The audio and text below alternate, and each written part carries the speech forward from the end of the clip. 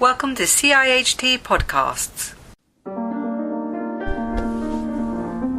Today we take the long view. Is the world becoming more uncertain? The revolution in technology, the rise of Uber and the sharing economy, autonomous vehicles. How will people connect in the future, in person or virtually? What might happen to energy prices?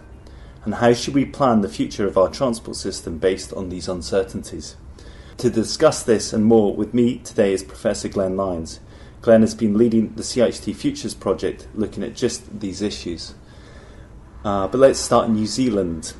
Can you explain how you helped introduce some of these ideas there? Yes, of course. Thanks, Justin. Well, the work in New Zealand really stemmed from a government position where there's significant investment in transport infrastructure going on and planned for the future. But at the same time, the data reveals that New Zealand is experiencing, as the UK is, or has been experiencing, the phenomenon of peak car, with at least a question mark over what's happening to the future of demand for car travel. So the task the Ministry of Transport set itself, which I got involved with, was looking over the next 30 to 40 years at the uncertainty surrounding the future demand for travel and what that might mean ultimately for how we approach our policy making and investment decisions.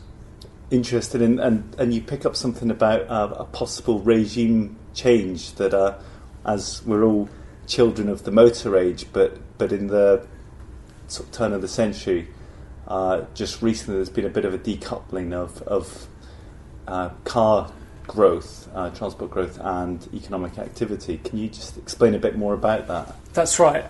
The interest that's arisen recently is that in a number of countries with, you might say, developed economies and mature transport systems, the historic inexorable growth in road traffic has come to a halt. Road traffic in total appears to have flatlined since about 2004 through the period up until at least 2014. And indeed during that period and preceding it, what had been once a historic coupling between road traffic activity and economic activity seems to have weakened. In other words, we're having more economic output with less growth in road traffic, suggesting that there are other factors at play now which perhaps historically hasn't been the case. Now, it's not to presume that because road traffic has been flat in terms of change for the last 10 years, that means it's defining a future of no more growth. But it clearly raises an uncomfortable question when our transport models and forecasts in an official capacity in many countries continue to suggest an upward trend in road traffic. Now, history tells us that as well as incremental change going on in society and in transport, and of course we experience that with increasing road traffic levels, those of us that have seen our journeys to work face more and more traffic congestion perhaps over years. Nevertheless, alongside that, history shows that we can go through much more transformational change that can take many years or indeed decades. And examples of that would include going from horse-drawn transport to motorised internal combustion engine transport. It didn't happen with the flick of a switch. It took several decades to go from that being in a minority to becoming a dominant regime which has now defined our lives. And I guess the trillion-dollar question is whether we might be now in the midst of a transition from what we might call the automobility regime to something fundamentally different in society. And your introduction rather nicely illustrated a number of different driving forces that are now at play. One of them, the speed of internet and people connecting virtually as opposed to in person, and millennials not wanting to buy cars. I mean, these are quite significant factors that might be changing how people move. And I think all that interest sparked a real interest from CIHT to take forward this work within the institution. And we now you're at the point of having a draft report and with views over 200 members. What did you feel that from these workshops? So this was across all the number of CIHT regions. I think it was about 11 Yes, regions. well, we ended up speaking to all 12 regions, but we had 11 workshops in total, that's right. And what did you feel like? Did quite a lot of the messages that you were suggesting chimed with their experiences? Yes, I think it. One of the key findings or outcomes from the New Zealand work was just an examination of plausible but very different futures for transport and society, particularly taking account of the unknown about how the digital age will be changing how we connect in society. Will we continue to rely as heavily as we have and have a preference for physical transport, or might we increasingly into the mix add digital connectivity without the need for physical travel? And through that we produced 4 very different scenarios which, when we estimated the effect on total road traffic, the range went from an increase of 35% in total road traffic in New Zealand across to a 53% reduction in total road traffic, which flies in the face of official road traffic forecasts which will suggest an upward trend.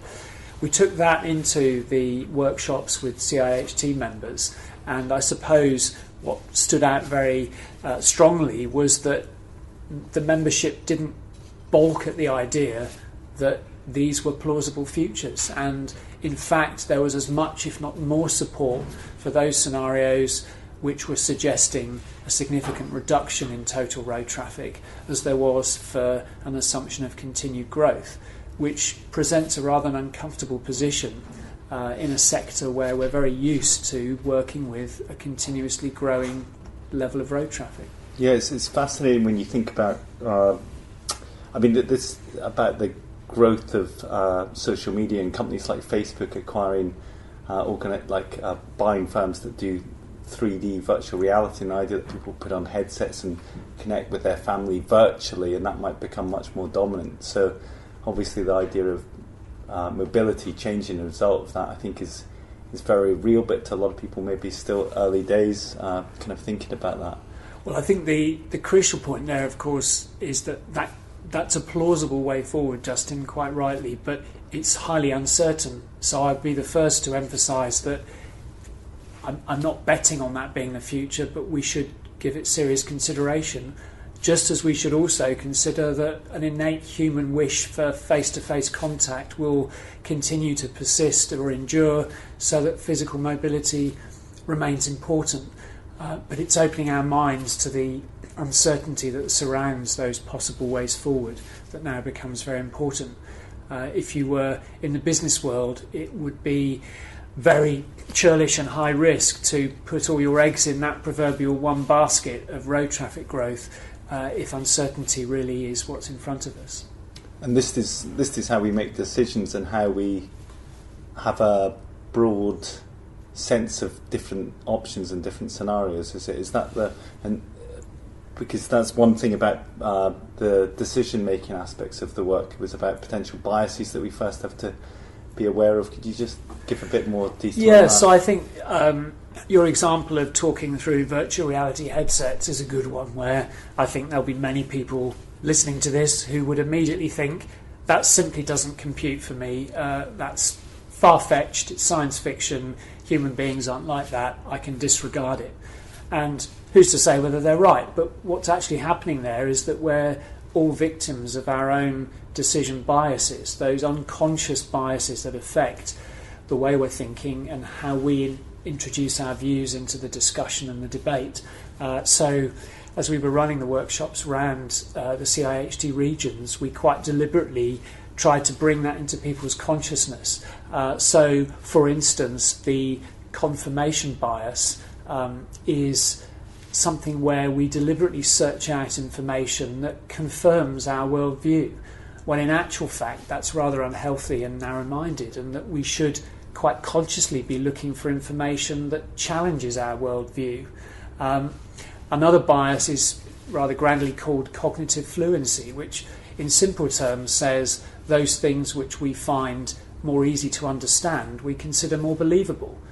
And therefore, if you're from the world of technological advances talking about virtual reality, you're very comfortable with that, and therefore it's highly plausible perhaps.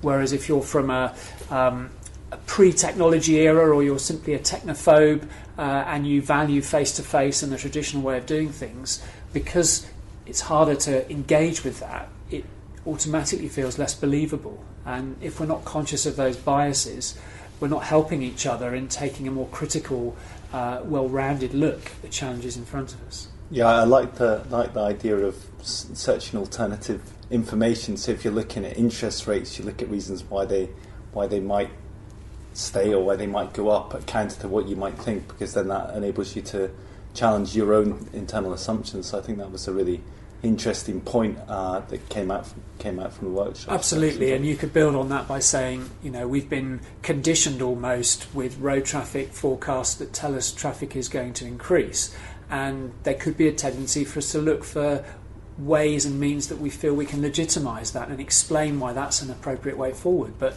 if we turn it around and say, let's ask ourselves the question, what are the reasons why road traffic could stay flat or actually go into decline?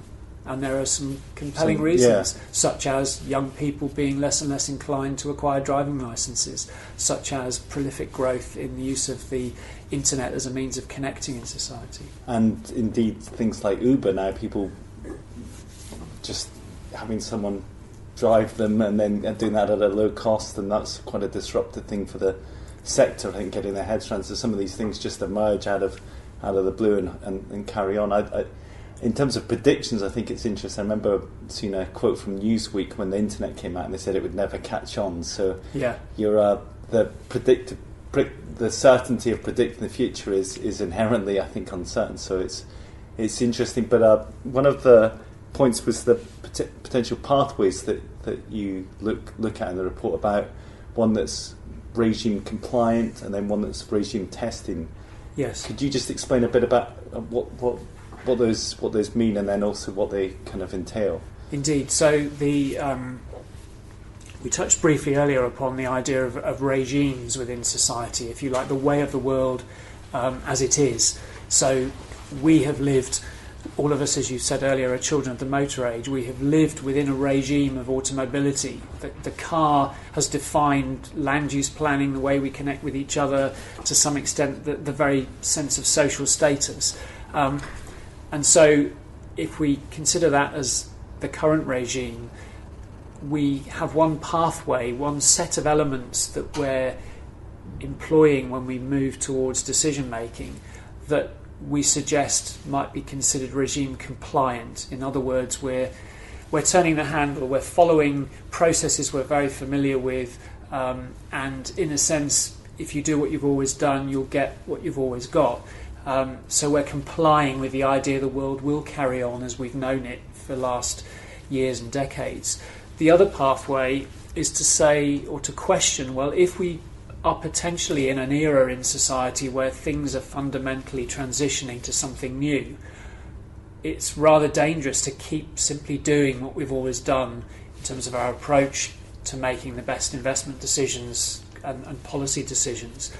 So we defined another set of elements, which, if you like, are the compare and contrast with the first set, the first pathway, which we called the regime testing pathway towards decision making.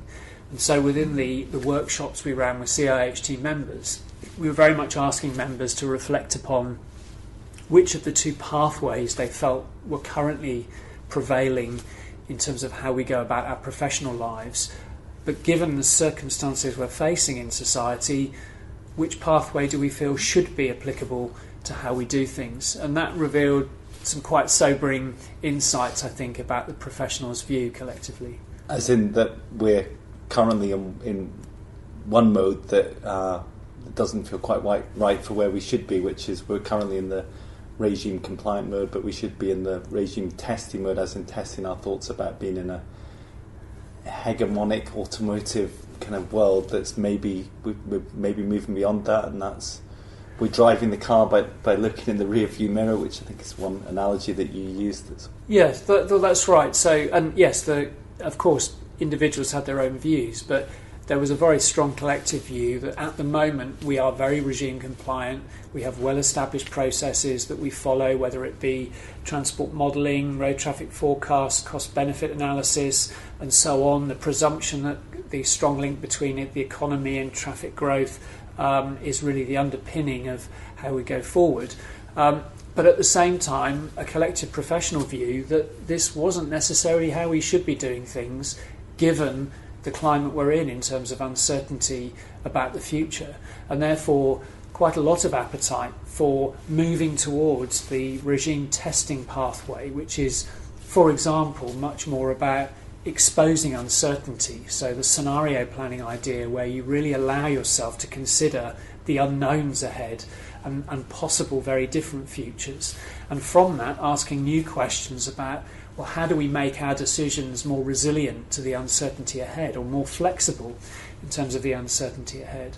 And one aspect of that, which I think was of interest to the workshops, was the difference between, in the regime compliant approach, using cost-benefit analysis, and the idea that we have a single point projection where we're making one decision about a piece of infrastructure, typically that's going to last over the next 60 years in terms of return on that investment, which is based on prediction and assumption about the future.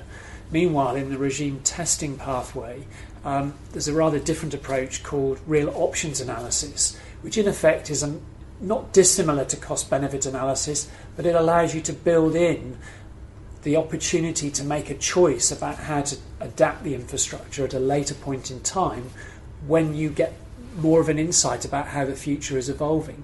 And we used a simple example from the academic literature of building a multi-storey car park at a railway station to provide for projected future demand for that parking facility. Well, as we've seen with rail travel, it's grown beyond all expectation in recent years.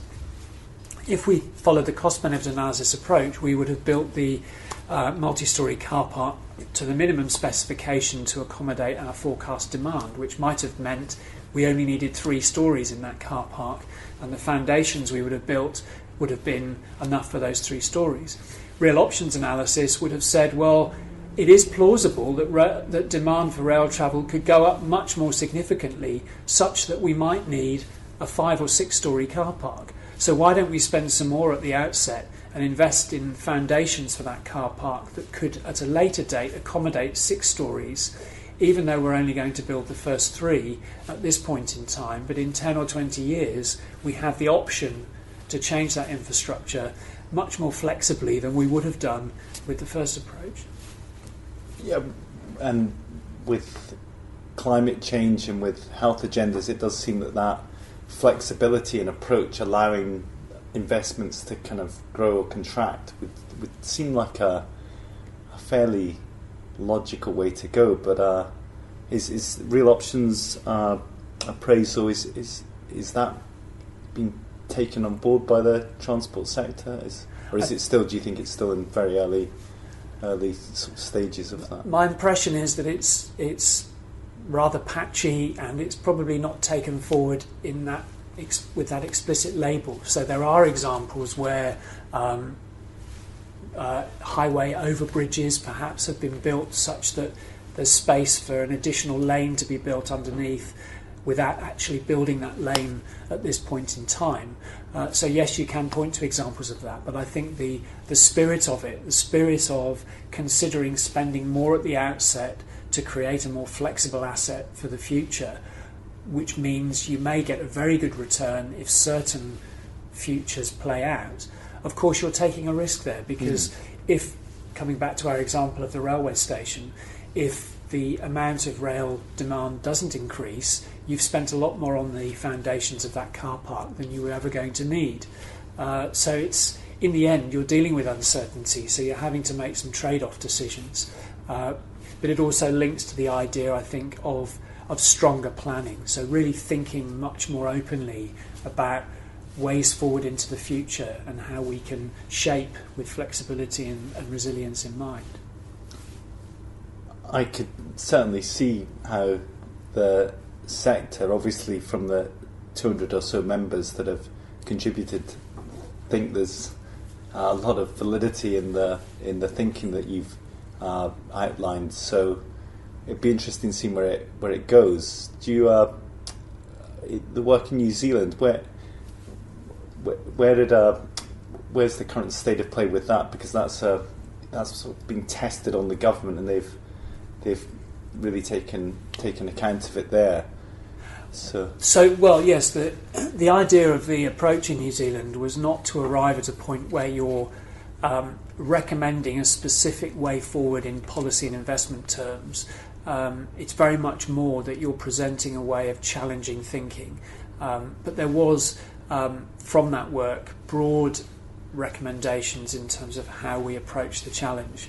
And part of that is recognising that the way we connect in society is not simply through our physical transport system, and never has been, of course.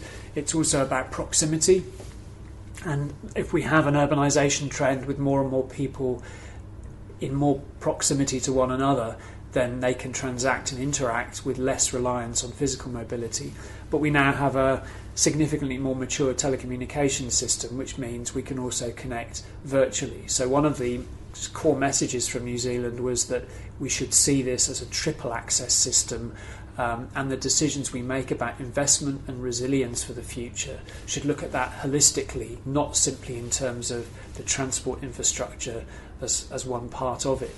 But the other important fact, which is very challenging to deal with, is the difference between, put crudely, predict and provide, and what has been called by John Dales and others, and was identified in New Zealand with this label as decide and provide. In other words, the very fact that the future's uncertain becomes a great opportunity for us, because we do shape the future. Whether or not we wish to see ourselves as social engineers, a new piece of infrastructure that's built changes the demand, changes the patterns of land use, changes people's preferences perhaps about how they're going to travel.